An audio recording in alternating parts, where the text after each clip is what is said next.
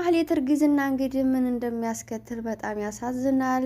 ሚኪያስስ እንግዲህ ሲሰማ ለመጀመሪያ ጊዜ ምን ያደርጋት ይሆን? እንደማታስወርደው ቃል ስለገባችለት እኔ ነፍሰ በላ አይደለሁም እንዳንተ ነፍስ አላጠፋም ስላለችው ምን ያደርጋት ይሆን? እሷንስ አብሮ ከነጽንሱ ያጠፋት ይሆን ወይንስ በምን አይነት መንገዱ ይቀበላት ይሆን? እሱ ግን የዚህን ያረመኔ ልጅ በጭራሽ ተወልዶ እኔ አላሳድገውም በጭራሽ እያለ እየተናደደ ነበረ።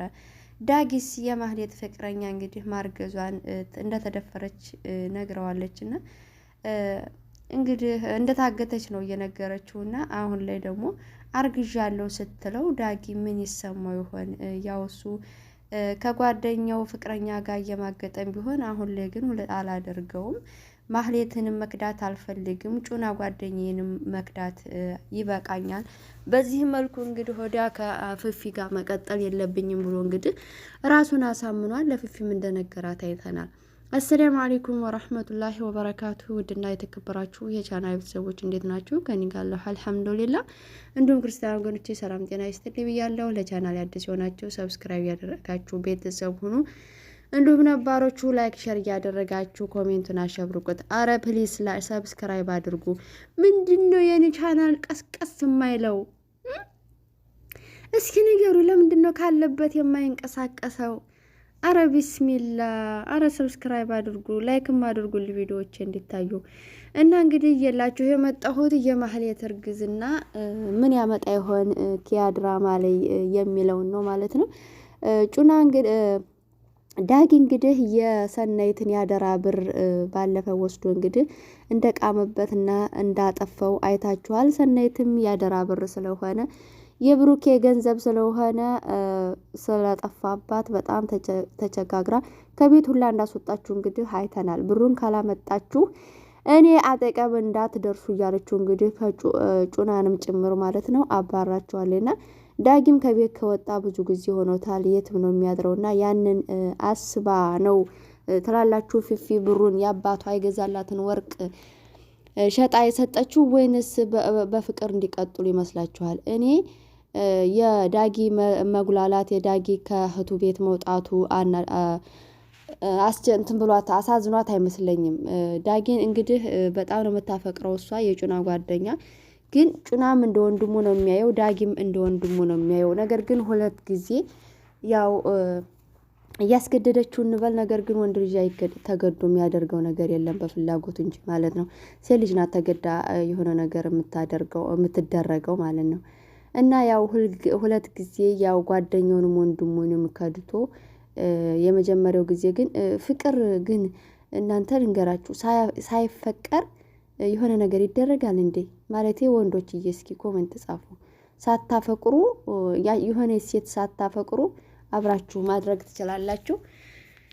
ሴት ያው እንደል ልበላችሁና እንግዲህ ሁለተኛው ጊዜ ያ እንግዲህ ዳጊ የተሳሳተበት ሁለተኛው ጊዜ ያው ብሩን ስለሰጠችው ነው። ይህንን ብር እንካለ ሰናይት ወሰድና አብረን ማደር አለብን ብላ ስላስቸገረችው ነው ያንን ያደረገው። ነገር ግን እሱ ብሩንም ተቀብሎ ያው አብሮ ቢያድራትም በመጨረሻ የጩና አቀራረብ የጩና ጓደኝነት በጣም ቆርቁሮት፣ ምክንያቱም ለጩና ጓደኛ ብሎ ያንን ገንዘብ የሰናይትን አደራ ወስዶ እንደሰጠው ይልቅ የእሱን ጓደኝነት እኔ እኮ አንተ ጓደኛ አይደለህም ወንድሜ ነህ እየተባባሉ እያለ ነው እንግዲህ ዳጊ በሆነ አጋጣሚ ወደ ሀሳብ ገብቶ እኔማ በቃ በጭራሽ ጩናን ቢሰማብኝና ቢያየኝ በጭራሽ እኔ ሳላፈቅራት ማፈቅራት ማህሌትን ነውና ሳላፈቅራት ደግሞ ወንድሜን እየከዳሁ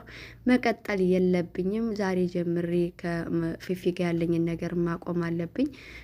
ማህሌትስ እንግዲህ ከጠፋችበት መጥታ ያው ፍቅሬ ናት አፈቅራታለሁ ወዳታለሁና እሷስ ብትሰማ ምን እላለሁ ብሎ ደውሎ እንግዲህ ለፊፊ እንገናኝ ቢላት አልችልም ብላለች። ፊቷን በላልዟል። አባቷ ደብድቧት መሰለኝ ይህን ሰሞን ከቤት እንዳትወጪ ስለተባልኩኝ መገናኘት አንችልም እያለች ነበረና እንግዲህ እሱም እንግዲህ ወዳ እኔና አንቺ አብረን መቀጠል አንችልም፣ ያው ከጓደኛዬ ጋር ከጩና ጋር ነው መቀጠል ያለብሽ። በቃ ጩናን አንቺ መጫወቻ ልታደርጊው ነው ማለት ነው። እሱ እኮ ያፈቅርሻል እያላት እኔ እኮ አንተን ነው የማፈቅረው እሱን አይደለም እባክህን ለምን እንደዚህ ትለኛለች ስትለው በጭራሽ እኔ ወንድሜ ነው እንዲሰማምና እንዲያቅብኝም አልፈልግም ተደብቄም ደግሞ የማደርገው ነገር የለም ከዛሬ ጀምሮ እናንቺ አንገናኝም ብሏታል።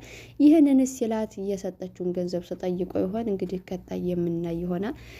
ወይዘሮ ሂሩት እንግዲህ ለልጆቹ ለብሩኬ ልጆች ሄዳ አባታቸው ጫማ እንደሚጠርግ አስረድታቸዋለች። ሂሩት እንግዲህ ሄቨንና ካሊቡ አባታቸውን እንዲጠሩና አባታችን አይደለህም እኛ ከአንተ ጋር መኖር አንፈልግም እንዲሉ እንግዲህ የማታደርገው ነገር የለም። ነገር ግን ሄቨንና ካሊቡ ምን ይሉ ይሆን? ምን ይሰማቸው ይሆን?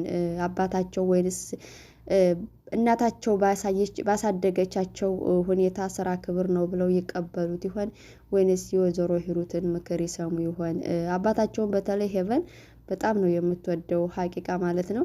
ስራ ያስከብራል ችግር የለውም ብለው እንደሚቀበሉት ተስፋ አለኝ ማለት ነው።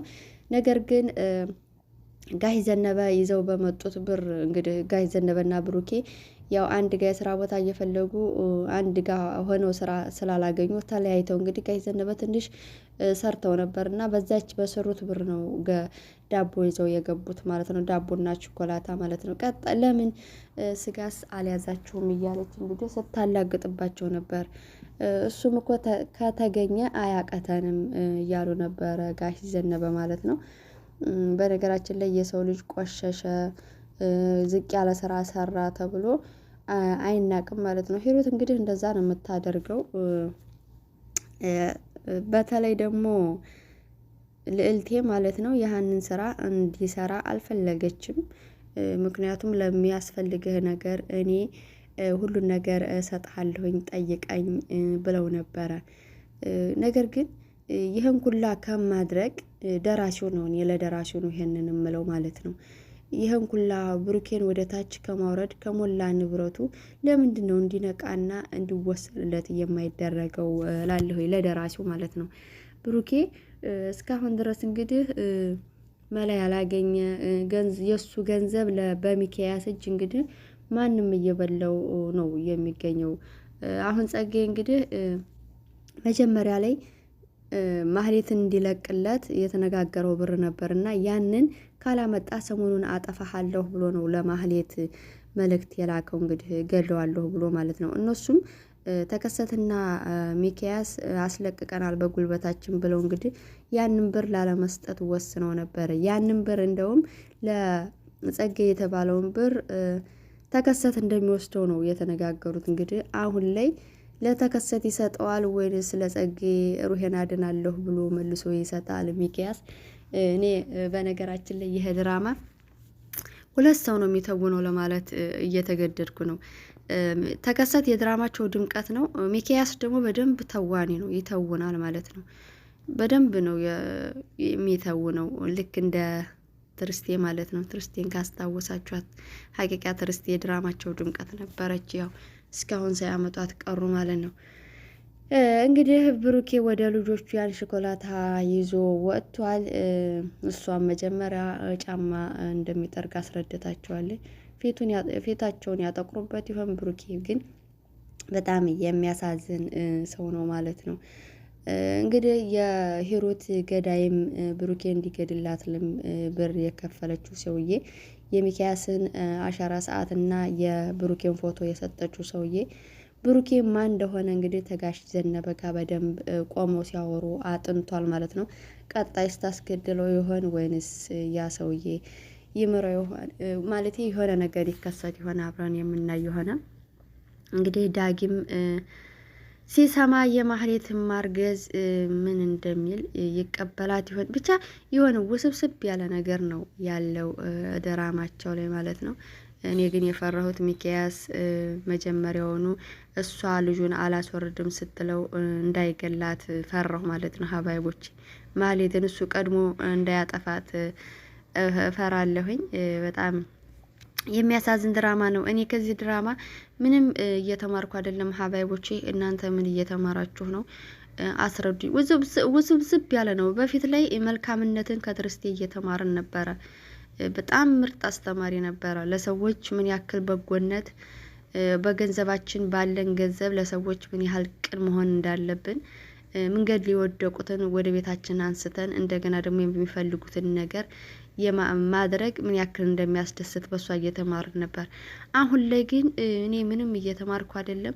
እናንተ ከተማራችሁ ኮሜንት ላይ በዚህ መንገድ ተከታታዩ ትረጃለሽ በሉኝ ማለት ነው።